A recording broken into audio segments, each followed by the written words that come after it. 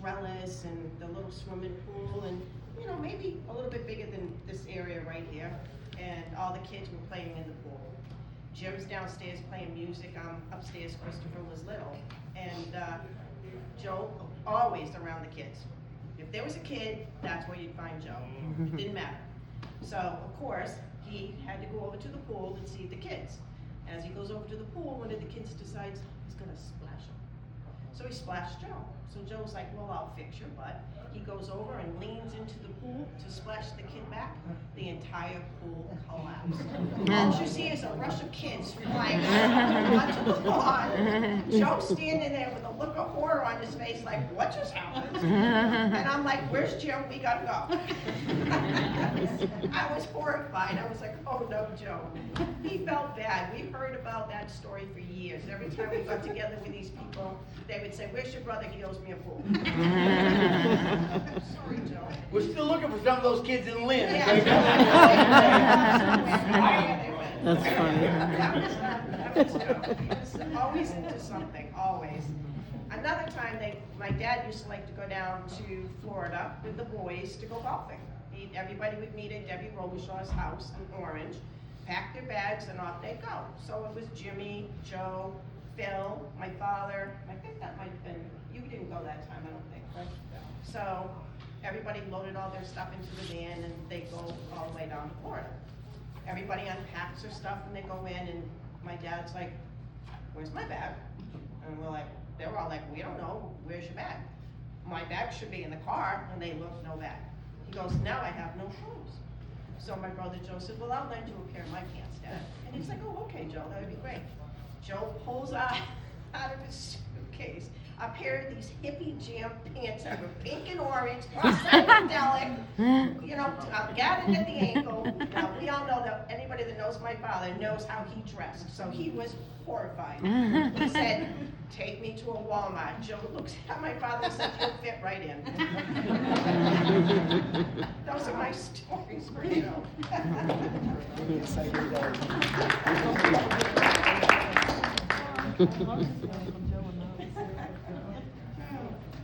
Never heard him play, but I remember we used to have a pool hall down in Athol, and we'd go up and watch him shoot pool, and he was quite the pool player. He was very, very good at it, and he would stand there and he'd run rack after rack of balls, and he's hitting one ball down and it bounce up and go and, shooting all kinds of trick shots, and yeah.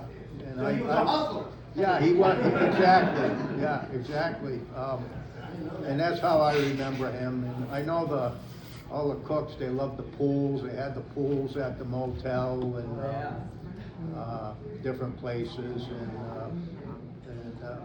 I miss him. I'll miss him forever. Yeah. I'm Matt, I'm Joe's nephew, and I spent a lot of time with Uncle Joe growing up, a lot of quality time, just really cherished the time that I got to spend with him. I have some memories of him growing up, so we used to have these big house parties in Sandown, New Hampshire, and he would come up and he would be the guy that would run all the games. So he was, running the potato sack races and the egg toss and the water balloons. I mean, you name it. He was just the grand marshal of the games. Just such a great time. He was just always so present and just happy and full of life. And I also remember growing up, I used to work with him. And he had a company called Diversified Services. And if there was ever a company name to describe Joe, Diversified Services. He does everything. Kind of the catch-all, Diversified. right? That's perfect. I remember we did a lot of waterbed installations. And there was one day where he picked me up, or however, we were in the van together. And he's like, yeah, we got a job down in Boston. We got a van full of furniture. And I didn't really know of what I was getting into with like furniture in Boston. I mean, you can imagine narrow stairways, 3 stories up, and we're carrying bureaus and dressers and you know, up these narrow, tight turning, and you know, God forbid you can't dent anything. And well, somehow we managed to get it done. But man, it was yeah, he kept me busy, you know, and I'm grateful for that. And I also I fondly remember his black lab, Zach. Just absolutely loved that dog to death. Zach went anywhere Joe went. You know, if you saw Joe somewhere, chances are he had a dog by his side. And I fondly remember Zach. He was like almost human. Like it was like he understood exactly what you were saying. And Joe and that dog were on the same wavelength. They probably drank from the same water bowl. That's too funny. Actually, I probably should say one. Dean. Or two. There was many with Joey. Yes, sir. Yeah. I bet. I won't tell the story about the Lincoln going down one way in Portland, Maine, though. I will tell you that story. Yeah. Leave that out. That was a wild story. He's been to that jail? No, close. I'll leave that out. Okay, Dean, thank I you. don't want to give a bad picture. Thank you. So, yeah, I'll tell you the story because Joey also liked to play golf. Ooh. He liked to play golf. As my father was a crazy guy with golf too, so we were into golf. So we were all in New Hampshire one Saturday. It was myself, it was my father, Jimmy Conway, and Joey. So I got stuck with Joey on the golf cart. And the night before, he kind of had a rough night. So I go, oh boy, this is gonna be an interesting game. And my father, if you ever knew him, he liked to bust stones. In a funny way, he was like that. That's just his humor, that's how he was. So we get on the first tee, and my father tees off. I think I hit, and then Joey was gonna hit. So right away, my father already starts. He says, Joe, watch out, there's water in front. He says, Dad, don't worry, I'll make it over the water. Don't worry. Like, okay, this is why my father goes, okay, go ahead. He hits it right in the water. I looked and I go, oh boy, here we go. So he says, Joe, told you there's water. He goes, Dad, I'll hit it. I'm gonna hit another one. He says, you don't want to hit it from the other side? Because you take a stroke. One in, one out. He goes, well, hold on, Dad, I'll hit it. I said, okay. He hits it again. In the water. Again.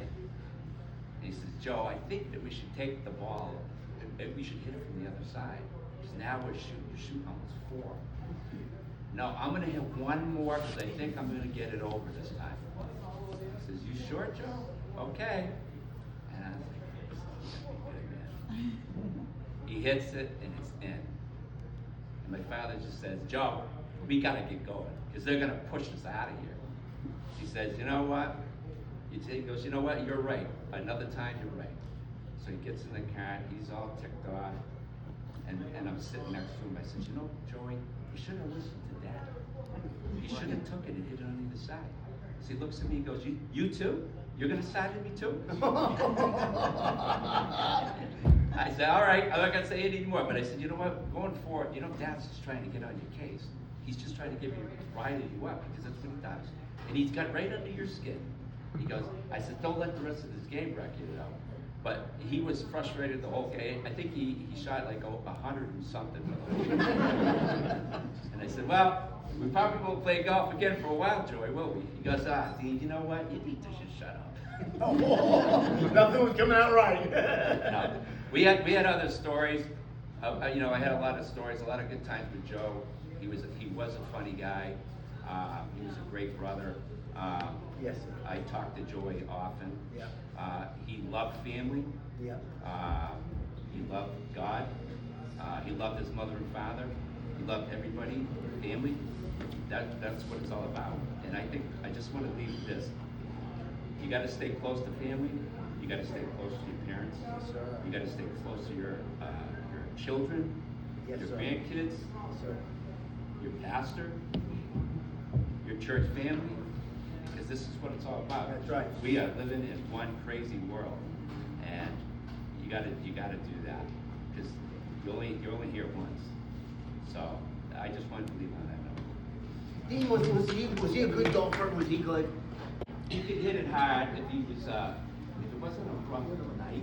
He could play ball. He could play ball. Yeah, just like that, yeah. Could he get under 196? Yeah, 94? yeah, he could. Okay. I just don't want you to leave on the one sad note where he hit 3 balls in the water. They were on par 3 though.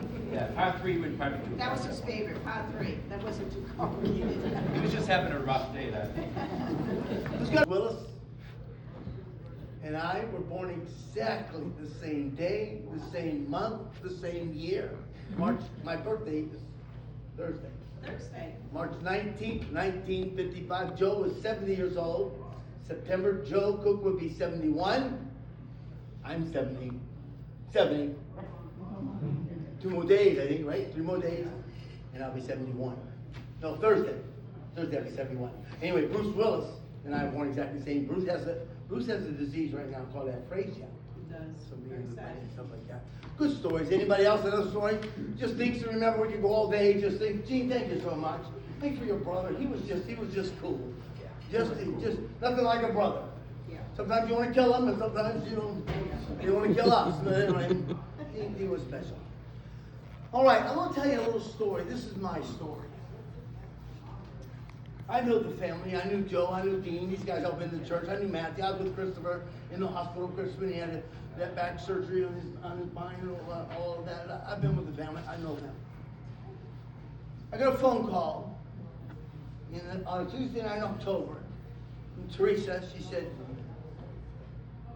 Joe's in a little bit of trouble. I said, Joe's in trouble? Yeah. He's homeless right now. He's on the street in Manchester. So I'm going to tell you a story I wrote called One Night in Manchester. I called the trustee, Brother Al Mahar. Yep. I said, Hal, you got to go with me. Teresa's calling me about her brother Joe up in Manchester. We left Nashville, going to Manchester. I said, I got his cell phone. We'll meet him. I picked him up on the west side of Manchester. He was soaking wet. He had a sweatshirt on. He was homeless, standing there, soaking wet. Pastor, I said, glad to see you. I said, Joe, get in. First thing we did, we took him to Kmart. Joe was always going places without his clothes. We took him to Kmart, bought him a t-shirt, bought him a dry sweatshirt, got him all cleaned up, got his hair all dried up there, got him warm, got him dry. Then he was hungry. I said, that's Brother Hal, take me. In Manchester, I had a restaurant called Big Furts. We went to Big Furts. That boy ate, Dean, I'm telling you, I had to take out a loan to pay for that dinner. I never seen a man eat so much in my life. If you talk to Brother Hal today, he said, did he eat a lot? Oh, did he eat a lot? It's a 500-pound goldfish big, him anyhow. And he ate. He was so hungry. He ate. He was warm. He was dry. He laughed. He told us stories. It was just it was a wonderful night. Excellent night. While sitting at that table, I said, Joe, I want to talk to you about God. Took my Bible out. I want to talk to you about God a little bit. I talked to him a little bit. He believed in God. He knows that Christ died for us. His mom was a good Christian woman. Uncle Tim is here, was a good Christian man. So I talked to him about the Lord. And I showed him, I said, Joe, I'm not a good man. I'm actually a bad man. I'm from Texas. I'm a biker. But I got saved. My sister brought me to church. And I got saved. And I'm glad I'm saved. I was 19 years old. That was 50 years ago. And I'm still saved. And I'm glad I'm saved. And when I die, I know where I'm going. So I said, Joe, it's very important that we know where we're going when we die. So I told him, I said, there are 4 things they told me that I need to know to go to heaven. There are 4 things. I'm not a religious theologian. I'm a biker. I know bad stuff. I don't know good stuff. But he said, there are 4 things you need to know. The preacher sat down, took the Bible. He showed me from the Bible how I could be saved. I said, you know, nobody ever cared for me that much to take time and show me. I'm not stupid. I'm not a great religious theologian, but if you work with me, I'll listen. I can learn. He said, there are 4 things you need to know. He shared those 4 things with me. I said, Joe, I want to tell you what he told me. He said, would you? Sure. Sitting at that table, he couldn't get enough. 2 inches from my face. I showed him how to be saved. Honest to God, he put his hands on my Bible. I put my hands on my Bible. We bowed our heads in the Bigford restaurant in Manchester, New Hampshire, and we prayed together. Joe Cook prayed and asked Jesus Christ to come into his life, forgive him of his sin, and save his soul. On that day, on that very day, Joe Cook's name was written down in heaven, in the Lamb's Book of Life, so that whoever's name is in the Lamb's Book of Life is saved. That's the coolest story. That's my story. One night in Manchester, Joe started going to Teen Challenge. He started getting some religious. He had some great conversations with his sisters. Yes. And like somebody else said, he did love God. But he was in the Bible studies and just questions and answers. Just a wonderful, wonderful man. A great blessing. Kind of cool story. Anyway, I just want to share that with you. It was my story of Joe Cook. Vince Gill was asked to sing a song. He sang a song for his brother who had passed away. And he didn't want to do the song. He didn't want to write the song. He didn't want to sing the song. But they asked him and asked him. And he said, okay, he did it one time. For the funeral for his brother, Vince Gill. When Vince Gill sang the song, it became his most requested song of all songs. I'm going to play it for you now. Vince Gill, go rest high on that mountain. Your work on earth